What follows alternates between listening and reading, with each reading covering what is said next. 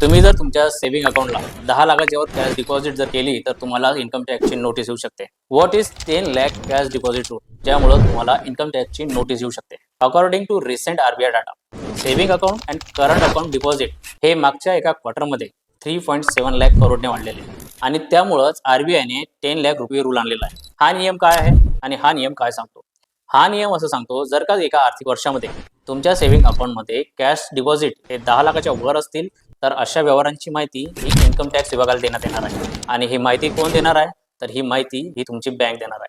आणि यानंतर जर का इन्कम टॅक्स विभागाला तुमच्या या व्यवहारांमध्ये काही अनियमितता आढळल्यास तुम्हाला त्या संबंधीची नोटीस येऊ शकते. या 10 लाख रुपयांच्या कॅश डिपॉझिटचा सोर्स आणि पुरावा तुम्हाला इन्कम टॅक्स विभागाला अशी नोटीस आल्याच्या नंतर द्यावा लागणार आहे. आता महत्त्वाचा प्रश्न असा आहे की सेव्हिंग अकाउंटला आता डिपॉझिटची लिमिट ही 10 लाख असणार आहे का?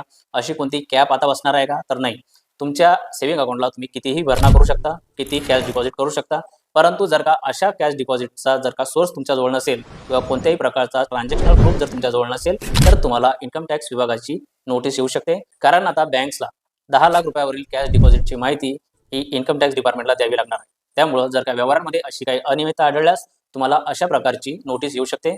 डिपॉझिटमध्ये अशा कोणत्याही प्रकारची मर्यादा घालण्यात आलेली नाहीये. तुम्ही तुमच्या सेव्हिंग अकाउंटला कितीही भरणा करू शकता. फक्त तुमच्याजवळ त्या कॅशचा ट्रान्झॅक्शनल प्रूफ असला पाहिजे. पुन्हा भेटूया अशाच एखाद्या इन्फॉर्मेटिव्ह व्हिडिओसोबत. आणि हो, इकॉनॉमी आणि बँकिंगशी रिलेटेड विविध व्हिडिओजसाठी आपल्या चॅनलला सबस्क्राईब करा.